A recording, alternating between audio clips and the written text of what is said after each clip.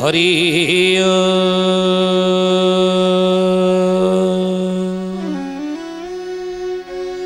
ओम भूर्भुवः स्वः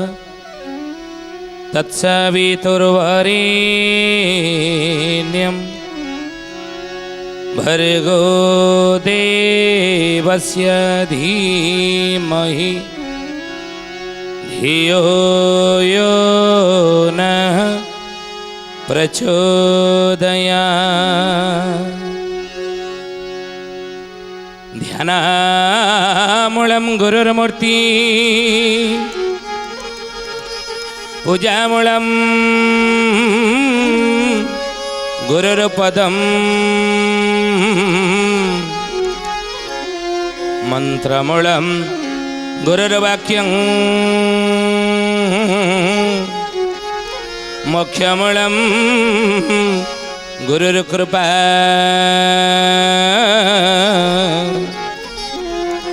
मोक्षमूलं गुरुर्कृपा। बोलिए जय जगन्नाथ स्वामी की जय। श्रद्धेयनी ज्ञानी गुणी मंडली आज अध्यायर आलोचना को आपण मानक स्वागत जनाऊँ। आज मालिका वचन आलोचन आम आलोचना करने जाऊे कलिजुगर आयुष 4,32,000 वर्ष हेले अच्युतानंद महापुरुष कहते रामचंद्र रे ये संपूर्ण 4,32,000 वर्ष भोग हो कहीं ना पाप भारे आयु तुटी जीव पाप भारे आयु तुटी जीव। कलिजुगर मनुष्यकृत पापकर्म द्वारा साधारण मनीष भूल कले हुए तो दंड विधानता कम हो पारे किंतु महापुरुष लिखिछन ज्ञानी हेबे बाट बणा। ज्ञानी माने साधु ए महापुरुष कहउछनी विवेकी माने ज्ञानी माने ये सबू जानी थिबो शास्त्र ज्ञान थिबो ठीक भूल ज्ञान थिबो भल मंदर ज्ञानता भितर थिबो पाप पुण्यर ज्ञानता भितर थिबो धर्म अधर्मर ज्ञानता भितर थिबो ये सबू ज्ञान थाई जे परिस्थिति समस्त आसब साधारण लोक जो परिस्थिति आसब हाँ से ज्ञानी से परिस्थिति आसब तेणु ये परिस्थिति हुए तो साधारण लोक भूल करें कौन सी प्रतिकूल परिस्थिति पड़ी हुए तो गोटे साधारण लोक भूल करवा पाप करवा कौन सी अन्याय अनीति करवा ये गोटे साधारण कथा ये तो स्वाभाविक कथा किंतु ये प्रतिकूल परिस्थिति पड़ी जदि ज्ञानी भूल कला जड़े विवेकी बार भूल कला तापी दंड विधान भयानक ही था नहीं तापी दंड भयानक ही था। तो से महापुरुष कलिजुगर घोर प्रभाव रे कौन हम ना ज्ञानी माने बाट बणा हो आज देखो सब ज्ञानी माने बाट बणा साधारण दिन मजूरिया देश को कौन लुट करुच्ची ना साधारण रिक्शा वाला आज घोटाला करूना ही साधारण कौन सी व्यक्ति सी स्वप्न देखुना ही जे मु राताराती बड़ लोक हो ये स्वप्न साधारण लोक के बेले देखे ना ही ध्यान देवे कथा उपरे महापुरुष लिखिचंदी रक्षक भक्षक हेबे घोर काली काले सर्वे पुणी नाश जीवे प्रलय जड़े सर्वे पुणी नाश जीवे प्रलय जड़े सर्वे पुणी नाश जीवे प्रलय जड़े। तो महापुरुष को साधारण लोक नुहंती विवेकी माने ज्ञानी माने आज बाट बणा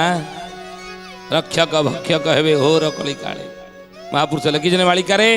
आम संकतरे कहलु आपण धरिबे कथा सर्वे पुणी नाश जीवे प्रलय जड़े प्रलय सब आसब महाप्रलय नुह कौ प्रलय ना खंड प्रलय के 5 3 13 11 थोई 5 3 13 11 थोई 5 3 13 11 थोई ଆଉ 5 3 13 11 ଥୋଇ 5 4 ଠୋଳ କରିବୋ ତହିଁ 5ଟାରି ଠୁଳ କରିବୁ ତହିଁ ମନ ହୋ ପ୍ରଳୟକୁ ଜାଣିବୁ ମନ ହୋ ପ୍ରଳୟକୁ ଜାଣିବୁ ମନ ହୋ ପ୍ରଳୟକୁ ଜାଣିବୁ ମନ ହୋ ପ୍ରଳୟକୁ ଜାଣିବୁ ପରମ ତୁଲେ ଯାଇଣ ମିଶିବୁ ପରମ ତୁଲେ ଯାଇଣ ମିଶିବୁ କେତେବେଳେ ଆସିବ ଏ ପ୍ରଳୟ ମହାପୁରୁଷ କହିଲେ 5 3 13 11 ଥୋଇ 5 4 ଠୋଳ କରିବୁ ତୁହି ପାରିବୁ ଯେବେ କରି ଭେଦନା ଭେଦନା ପାଇପାରିବୁ ତୁ ପ୍ରଭୁଙ୍କ ଚିହ୍ନ ମନ ହୋ ପ୍ରଳୟକୁ ଜାଣିବୁ ପରମ ତୁଲେ ଯାଇଣ ମିଶିବୁ ପ୍ରଳୟ କୋଉ ପ୍ରଳୟ ମହାପ୍ରଳୟ ନା ହେ ଜ୍ଞାନୀ ଗୁଣୀ ମଣ୍ଡଳୀ ମହାପ୍ରଳୟ ନୁହେଁ ଖଣ୍ଡ ପ୍ରଳୟ ଯାହାକି ଆଜି ହେଉଛି ଆଗକୁ ଆହୁରି ବହୁତ ମାତ୍ରାରେ ହେବ ଆଜି ହେଉଛି କାହିଁକିନା ମହାପୁରୁଷ ଲେଖିଛନ୍ତି ଊନବିଂଶ ଶେଷ ବିଂଶ ପରକାଶ ଅନନ୍ତ ଯୁଗ ଏଠାରୁ 2019 ସରିଯିବ 2020 ଆରମ୍ଭ ହେବ ଏ 2020 ଠାରୁ ଅନନ୍ତ ଯୁଗର ଆରମ୍ଭ ହେଉଛି ଏହି ସମୟରେ ମହାପୁରୁଷ କହିଛନ୍ତି ମନ ହୋ ପ୍ରଳୟକୁ ଜାଣିବୁ ଖଣ୍ଡ ପ୍ରଳୟ ମାନ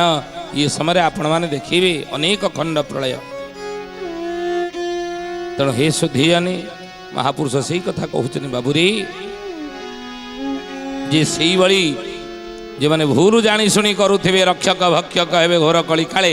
ସର୍ବେ ପୁଣି ନାଶ ଯିବେ ଏଭଳି ପ୍ରଳୟର ଜଳି ଏଭଳି ଖଣ୍ଡ ପ୍ରଳୟରେ ଆଉ ସେମାନେ ଚାଲିଯିବେ ଲେଖା ହେଇଛି ମାଳିକାରେ ଆମେ କହୁନୁ ମାଳିକା ଆମର ନୁହେଁ ବାରମ୍ବାର କହୁଛୁ ମାଳିକା ଆମର ନୁହେଁ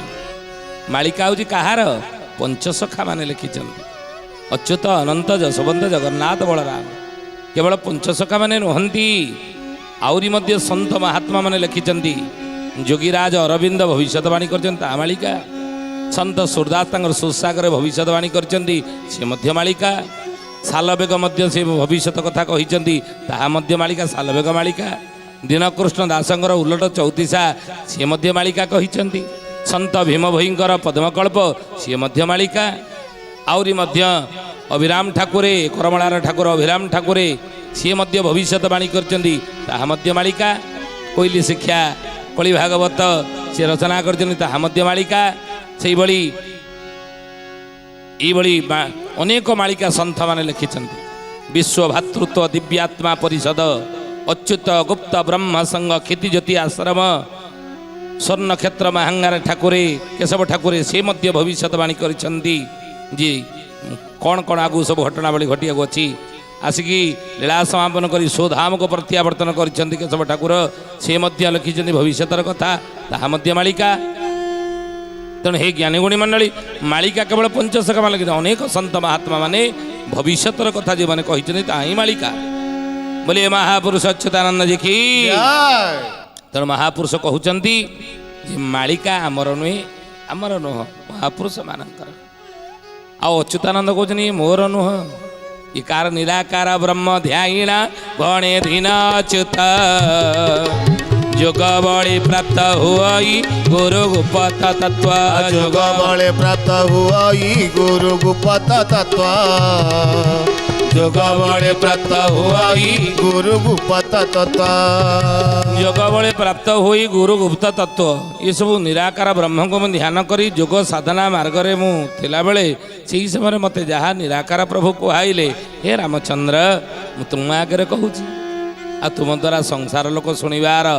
ସୌଭାଗ୍ୟ ଅର୍ଜନ କରିବେ କଳିଯୁଗର ଲୋକ ଶୁଣିବାର ଏ ମାଳିକାର ସୌଭାଗ୍ୟ ଅର୍ଜନ କରିବେ ତେଣୁ ସୁଧିଆନି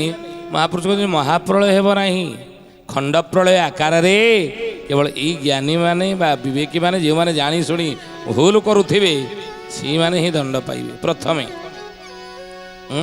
କାହିଁକି ନା ମହାପୁରୁଷ କହିଲେ ପାପ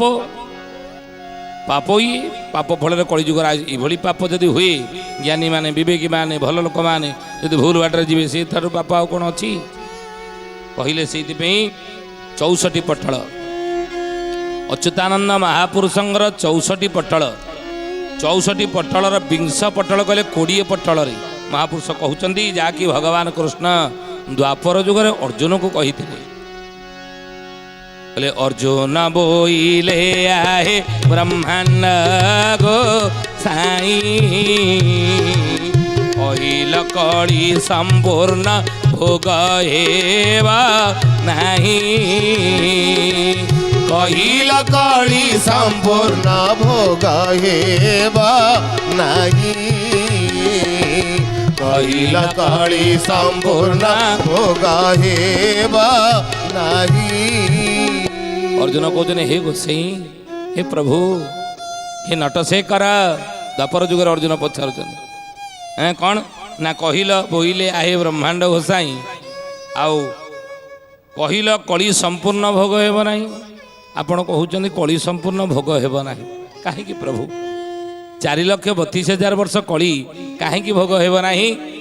से कथाटी मते खोलिक कहतु हे प्रभु आउ 5,000 वर्ष रे युग हेबा शेष संदेह होइला मोते कह पीता बासा संदेह होइला मोते कह गीता बासा संदेह होइला मोते कह पीता बासा आपण कहउचंदी हे प्रभु 5,000 वर्षे जुग हेब शेष 4,32,000 वर्षर कली भोग केते हेब ना 5,000 वर्षरे जुग हेब शेष आपण कहते 5,000 वर्षरे जुग शेष हो किंतु जे सन्देह होइला मते कह पिताबास मते सन्देह लागुच हबनी सन्देह ए 4,32,000 वर्ष कली जुग आयु आपण कहते 5 वर्षरे शेष हो 5,000 वर्षरे शेष हो आई कथा जी शुणव सन्देह करनी तर मोर मध्य सन्देह जात हो कलिजुगर लोक मैंने शुणिले साधारण लोक तांकर सन्देह बा स्वाभाविक आज अनेक लोक प्रश्न करती जे कलिजुगर आयुष 4,32,000 वर्ष ये पाप जो कौन आयुष कटिज कलिजुगर पाप कर्म जो कौन आयुष कटि जाई केवल 5,000 वर्ष भोग हे कहीं सन्देह लगुच मत कि कथा ये तेणु अनेक लोक सन्देह करवा स्वाभाविक कलिजुगर साधारण मनीष अर्जुन कहते हे प्रभु मोर सन्देह मत हो मत खोलिकी कहते जो जुग जेते वर्ष भोग होइबा आउ क्यों बाटे कली जुग कमी जीवा आउ केउ बाटे कली जुग कमी जीवा आउ केउ बाटे कली जुग कमी जीवा हे प्रभु अर्जुन पचार्जुन कहले हे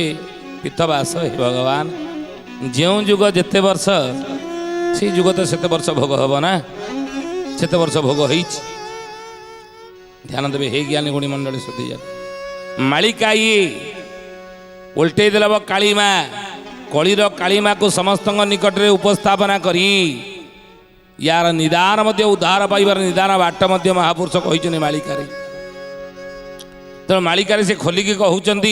कहले जो वर्ष जेते भोग हवा कथा से तो भोग हम कि कलिजुग क्यों बाटर एत कटिज जहाँकि 4,32,000 वर्ष केवल 5,000 ही भोग हम कहतु जुग 4,32,000 वर्ष भोग नोहिबा 27,000 वर्ष प्रकाश आउ पापे तोटी जीवा आउ पापे टूटी जीवा है सुजने आउ पापे टूटी जीवा आउ पापे टूटी जीवा है सुजने आउ पापे टूटी जीवा महापुरुष कहे जुग 4,32,000 वर्ष भोग रहियो जुग 4,32,000 वर्ष संपूर्ण भोग हेब ना पापरे अनेक तुटिज अनेक पापरे तुटिज से कथा को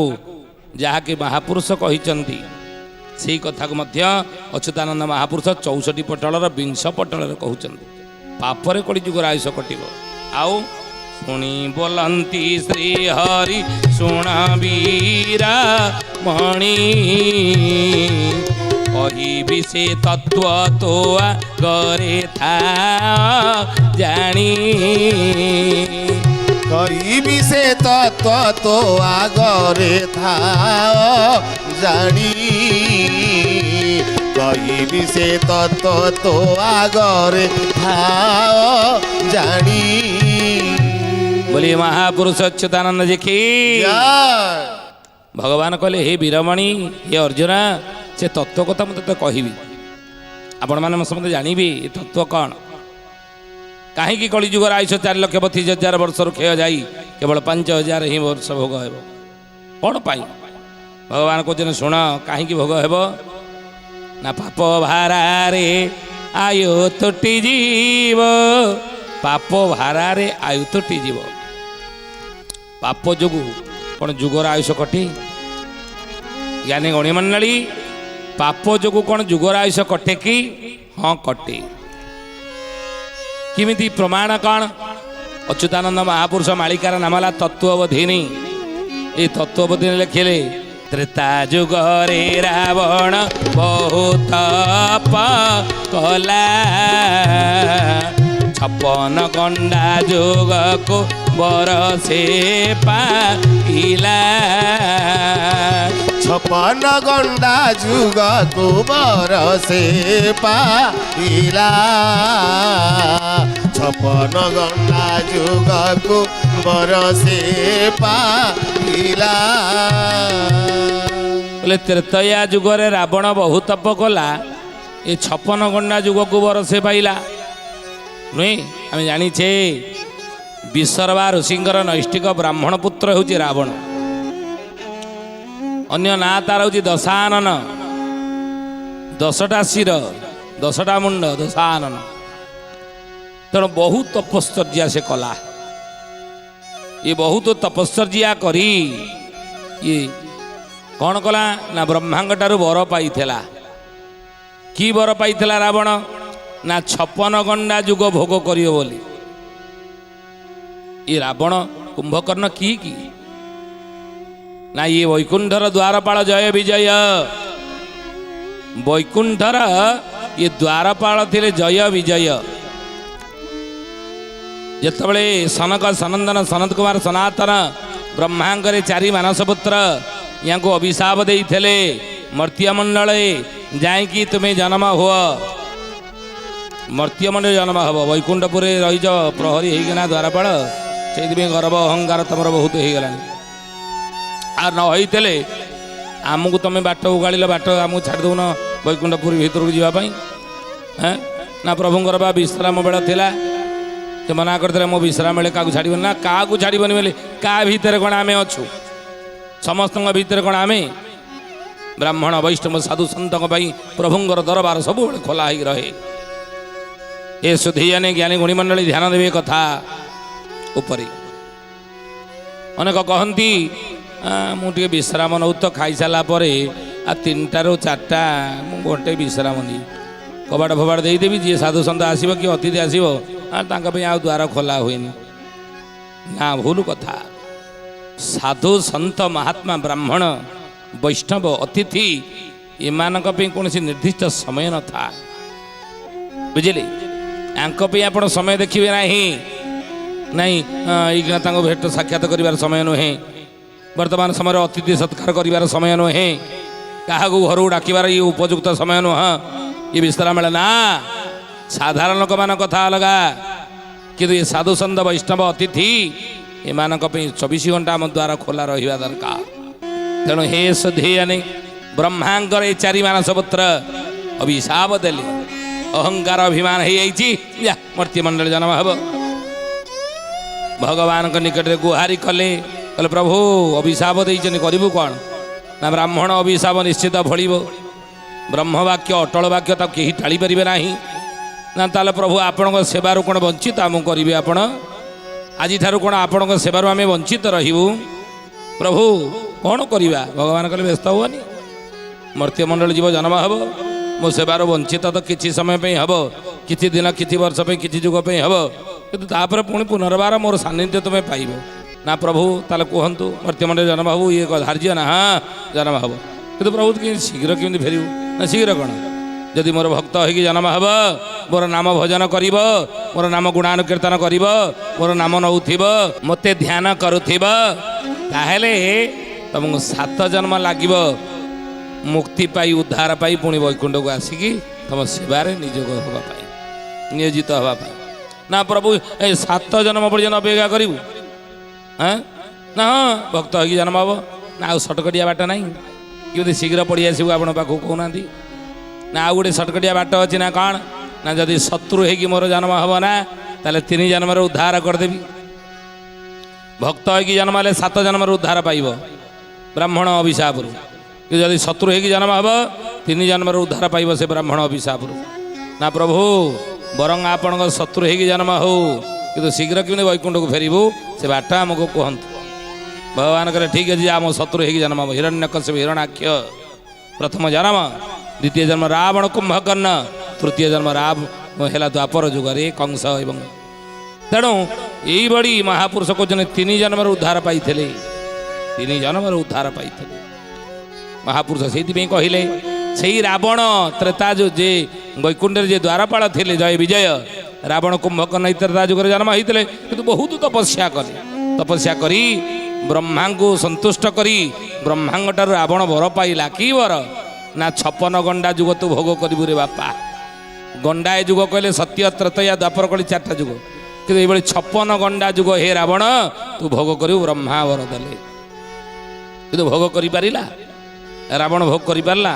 ନା କେତେ ଭୋଗ କଲା ଆସନ୍ତା ଅଧ୍ୟାୟରେ ଆମେ ଜାଣିବା ତେଣୁ ହେ ଜ୍ଞାନୀ ଗୁଣୀ ମଣ୍ଡଳୀ ସୁଧିଜାନୀ ତ ଆସନ୍ତା ଆଜି ପାଇଁ ବାଣୀକି ବିରାମ ଦେବା ସେ ପ୍ରଭୁଙ୍କର ନାମ ନେଇ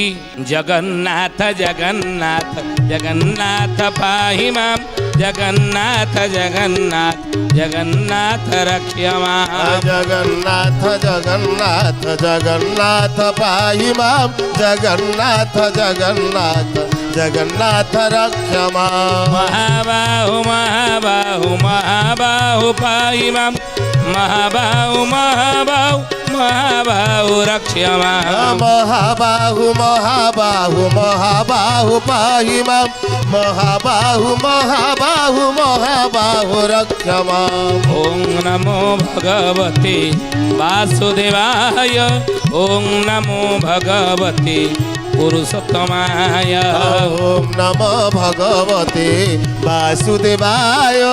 ଓಂ ନମୋ ଭଗବତେ ପୁରୁଷୋତ୍ତମାୟ ସୁଧିଜାନୀ ଆଜି ପାଇଁ ବିଦାୟ ଦିଅନ୍ତୁ ପୁଣି ଆସନ୍ତା ଅଧ୍ୟାୟରେ ଭେଟ ହେବା ରହୁଛୁ ହରି ଓମ୍ ଶାନ୍ତି ଶାନ୍ତି ଶାନ୍ତି ସର୍ବାରିଷ୍ଟ ସୁଶାନ୍ତିରେ ଭବତୁ